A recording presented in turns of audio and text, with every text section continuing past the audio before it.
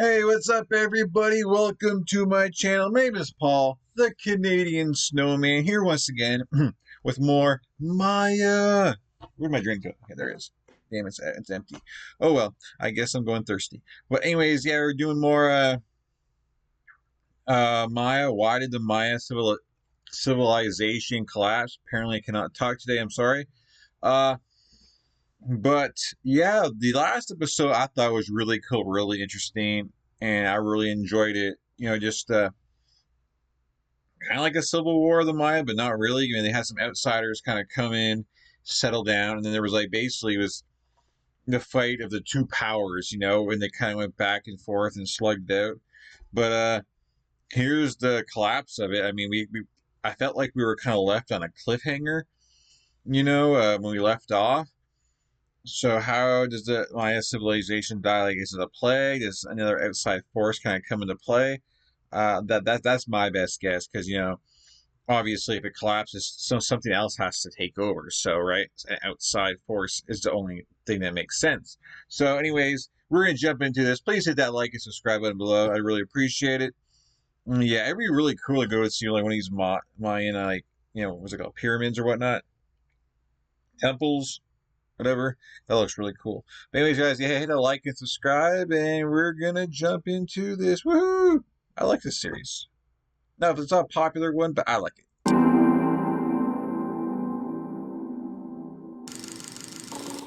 By the early 8th century, the Maya civilization was at its zenith, building and maintaining cities of such scale that future explorers hypothesized that they must have been built by lost tribes of Israel or the Yeah, like just think of like the Mayans, man. Like they had a big area, that they inhabited, and they weren't all just under one ruler. I just think it was cool how there's different rulers everywhere, and everyone kind of got along.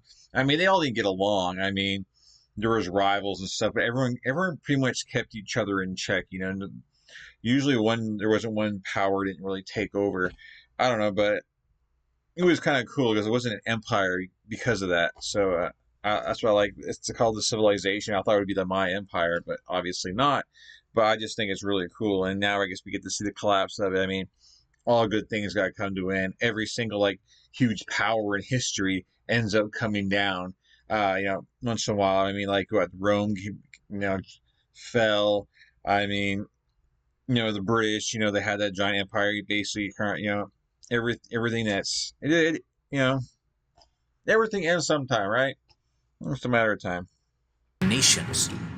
But only 150 years later, the flourishing classic Maya civilization had crumbled, undergoing one of the most devastating social and demographic upheavals in human history.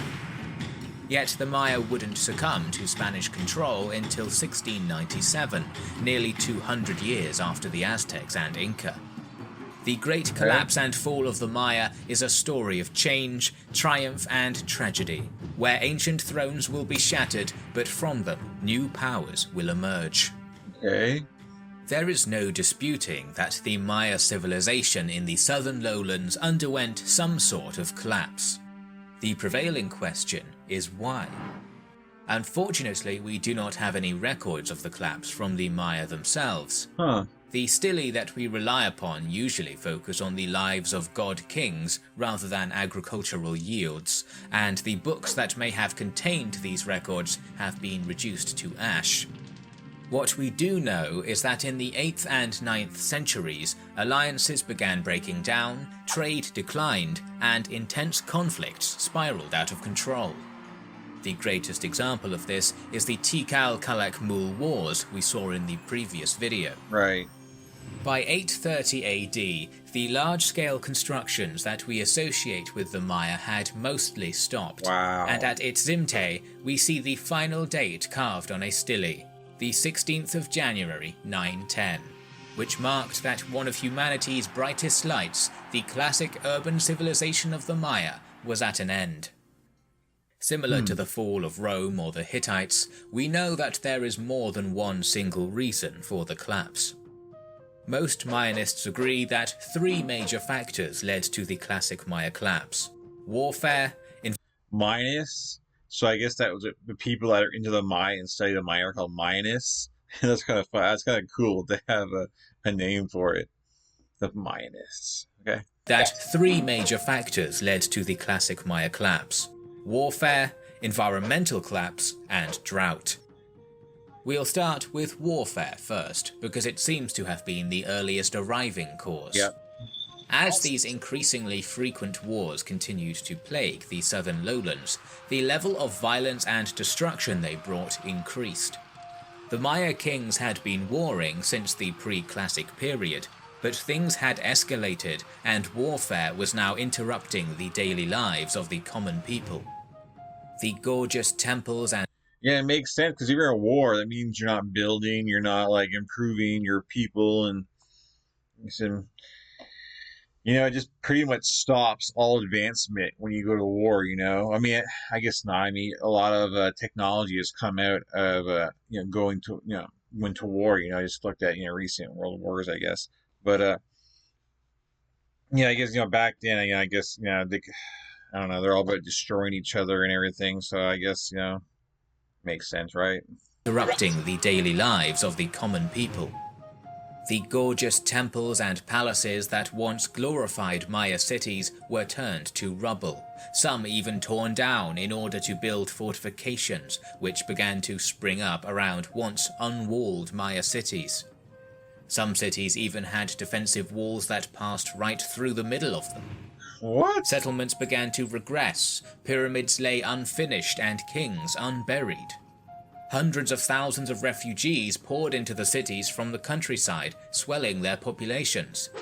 Tikal, which had a population between 60 to 80,000 for most of its history, may have skyrocketed to 200,000 during this period. This was compounded by environmental issues. As we discussed in the first video in this series, the Yucatan is quite a hostile environment, and the Maya needed to develop ingenious and costly methods to thrive within it. In order to fuel their ever-growing cities, and to make the plaster that covered them, massive swathes of forest had to be cleared. This deforestation increased soil erosion in an environment in which soils were already quite thin. The success of the Maya city-states was sowing the seeds of their destruction. The final fatal factor was drought. The Maya were one of the most adept civilizations when it came to drought management. Their aqueducts and cisterns still dot the jungles that have consumed their cities. However, the sheer lengths of the drought that struck them between 800 and 1100 AD were apocalyptic. There was a 40-year drought between 820 to 860, another around 930, and then from 1000 to 1100 there was another. Yeah, you're basically eliminating generations of people. Just 40 years. I'm sure people didn't live very long back in the days. So you basically can a whole generation can pretty much die because there was enough water, so maybe they didn't have enough kids and stuff like that. So the population just all these circumstances just make it to where nothing can thrive, and everyone's just kind of getting by, and yeah, civilization just comes to a standstill, right, guys? That's a shame. Nature, man, can't beat it. And then from 1000 to 1100 there was another, a 100-year-long drought. The area was already suffering from incessant warfare. Soils were less productive than ever. Kings were embroiled in centuries-long rivalries, and now farmers had to plant seeds of corn into the dry dirt year after year only to see nothing sprout. All that was left to do was curse the gods, or the person who was supposed to maintain their favor, which in Maya culture was the king. Now that the Maya kings had failed to please the gods and bring down the rains, the people may have risen up against them. Bloody revolutions could have been the tragic final act for these cities, and the position of divine kingship in Maya society dwindled or was cut away.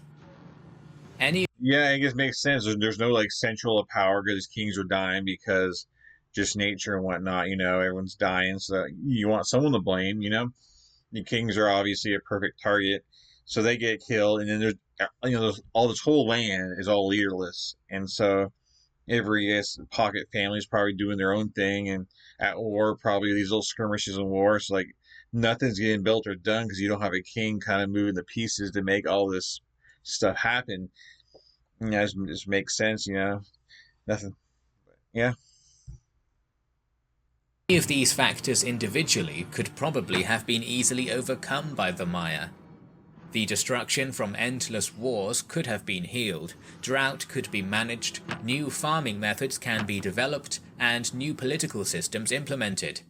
But all of these together spelled disaster. Complex and compounding factors are what brought it about. Chromebooks have the everything button, No. so you can find things instantly. Switch to Chromebook. Charmin Ultra Soft is twice as absorbent, so you can use less. But what happened to the survivors of this collapse? Not everyone died. The southern lowlands had a population in the millions. It is a great mystery of archaeology, but we do have some records of them migrating north. During this period, the Terminal Classic, the northern cities such as Chichen Itza and Uxmal began to soar. So while the southern lowlands ceased to create monuments or house giant cities, the northern lowlands... Yeah, I wanted to say, like, all this is going down, like, in the south down here, like, this is Mayan territory, but they didn't really put a spotlight on it, so I'm definitely glad they are now, because, I was wondering about that. The southern lowlands ceased to create monuments or house giant cities, the northern lowlands actually flourished. The Maya did not disappear after their collapse, which is an extremely popular misconception. Rather, their civilization underwent a massive shift.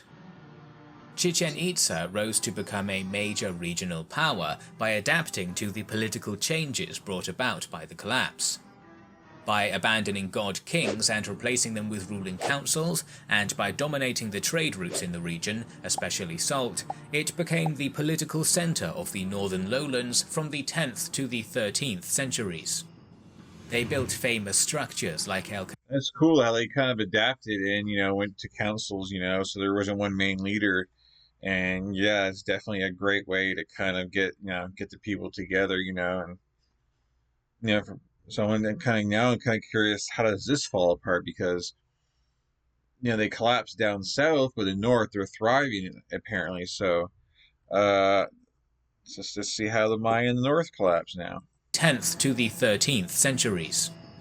They built famous structures like El Castillo, which during the spring and autumn equinoxes creates an awe-inspiring effect of a serpent wriggling down its staircase. Mayapan took over the title of regional power after Chichen Itza declined in the 11th century. But it itself would be abandoned in 1448 for reasons similar to the collapse earlier. This period saw a series of natural disasters and increased warfare that would only end around 1511, at which point the Spanish arrived. This is the beginning of the end for independent Maya civilization. The Spanish arrived like perfect time. Oh, you guys are like civil war. You guys are barely hanging on. Sure, we'll help you out here, and just probably slaughter the rest of them. This is the beginning of the end for independent Maya civilization. To understand this conflict, we need to understand what the Spanish brought. First were diseases previously unknown on the continent. Smallpox, influenza, and measles wreaked havoc on native populations in what is probably the most unparalleled destruction of life in human history. Within 100 years, 90% of the native population was gone. While the Maya... Man, this is like every video, and like now, like on the, in South America or like Middle America, Northern America, is like, these diseases just wipe everybody out, and just makes it easy for these, European nations to kind of take over and have their giant kingdoms or whatnot, because there's just no one to fight against them. So it just makes it so easy on them. Like I know I've definitely said that many times before in videos, but hey, were the first of the Mesoamerican civilizations to have contact with the Spanish, they were spared for a few years, as the gold-rich Aztecs in Mexico drew their attention instead. The Spanish conquest of the Maya only truly began in 1528, spearheaded by Pedro de Alvarado and his brothers, veterans of the conquest of the Aztecs.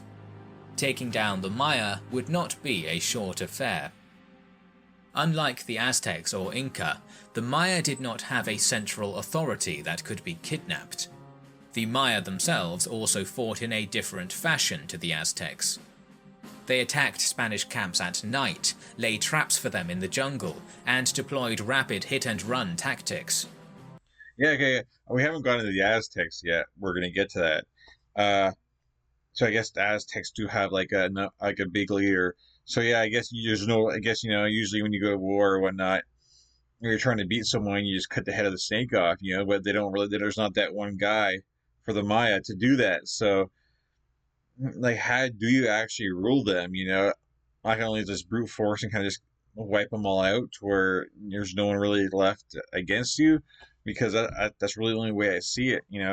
But then you'd have to occupy all this area, in which you probably don't have enough men to do that anyway. So I don't know if they're actually ever going to get totally conquered, but I guess over time, eventually the numbers dwindle down. But yeah, I guess Maya, something got working for them. I like their tactics here. Laid traps for them in the jungle, and deployed rapid hit-and-run tactics. The fighting in those jungles was unlike anything the Spanish had dealt with before. Smallpox had reached some parts of the Maya area even before the conquistadors began their invasion. When the Alvarado brothers entered those jungles and cities, they were walking through an already post-apocalyptic landscape, as the germs had initiated a deadly blitzkrieg assault before they could. Resistance was still fierce, however. It wasn't until 1542 that the Spaniards could even establish a capital in the region, Mérida. The Spanish had to invade and conquer each Maya city or group separately. When they finally established control over one region, as soon as they moved to the next, it would rebel. As the conquistadors underwent their incredible conquest, they were accompanied by thousands of natives from both Mexico and the Maya area, some of them already veterans from previous conquests. Certain powerful Maya families, rulers, and cities saw the short-term benefit that siding with the Spanish could bring. We have a cloth painting from the era, showing these allies assisting conquistador Jorge de Alvarado in his campaign of 1527 to 1529. In 1541, the Maya were granted a brief respite when Pedro de Alvarado died, but the most powerful Maya kingdoms, such as the Quiica and Cacchical, were also at an end. Without them, large-scale resistance would be impossible, and the chance of a unified Maya resistance to the conquistadors was gone. The final holdout against the Spanish was the city of Nopeten, which was controlled by the Itza people. It was located in the middle of a lake in northern Guatemala and surrounded by defensive walls. This city couldn't be taken until 1697, when Martin de Ursua assaulted the city with a large attack boat outfitted with cannon and mortars. The population of the city attempted a last stand. They swarmed the boat with canoes, but were beaten back and shot in the water as they tried to swim away. The city was bombarded. Yeah, I can see that. Like, you're just the ship that probably could, like, 10 feet, the top rim of the ship's probably 10 feet off the water or something like that. And then these guys come with the canoe, who's like probably like a foot off off the water. I mean, how are you going to get onto that big ship? I mean, probably through some ladders and some rope, but yeah, you're going to get like, man, just getting up there, your odds of making it on that ship just to fight are probably not very good, especially when you're having an arrow shot at you, cannon or whatnot. But man, they had to make a last stand there, right? They're defending their city. But wow, that 1697, man, that longer than I expected. So wow. Back and shot in the water as they tried to swim away. The city was bombarded and taken on the 10th of March, 1697. But the resistance never truly halted for the Maya. Rebellions by the Yucatec Maya in 1847 and 1860 came close to retaking the entire Yucatan. In 1910 came another rebellion against the dictatorial regime of Porfirio Diaz, and the Zapatista National Liberation Army has challenged the Mexican authorities since the initial uprising of 1994. Today, there are 7 million Maya living in Guatemala, southern Mexico and the Yucatan Peninsula, Belize, El Salvador, and western Honduras. Some have integrated into the Hispanic mestizo culture, while others continue to live a more traditional life, still speaking one of the over 30 Mayan languages and counting the passing days on ancient calendars. The Maya are an odd example of a civilization, in that they have been a part of human history for an incredibly long time.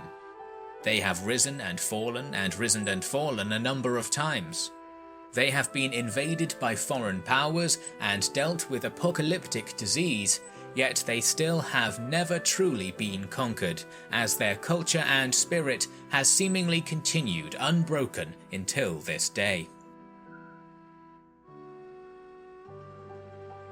Thank you for watching the last episode in our series on the Maya. We will soon conclude our series on pre-Columbian America and move on to other regions. Wow. The Maya, man. So like there's still like Mayan people around. Like I didn't know that. That's really cool. Like obviously this the whole like not empire but the civilization is obviously just a mere little fraction of what it used to be, but they're still still around and still like still doing the rituals and all that cool stuff. And yeah, that's pretty neat. They never actually got wiped out. They just kind of got taken over, but they still survived, right? So that was really cool, really interesting. Very surprised. And now I guess we're moving on to the Aztecs, who apparently played a part of a role in the Mayan, the Mayan neighbors apparently. But wow, man, the Mayan were around for a long time. Wow, so they were back, back in the day, kind of thing.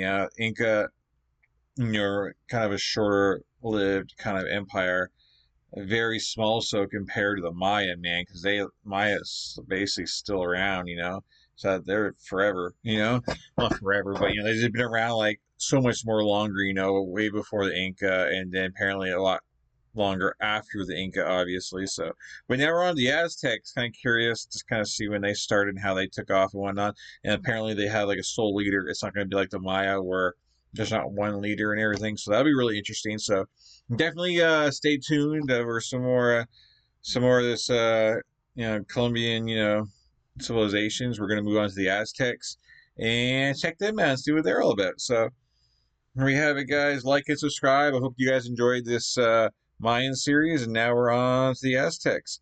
But peace. Catch you guys in future videos, and I am out. Have a great day, great night, and yeah, peace.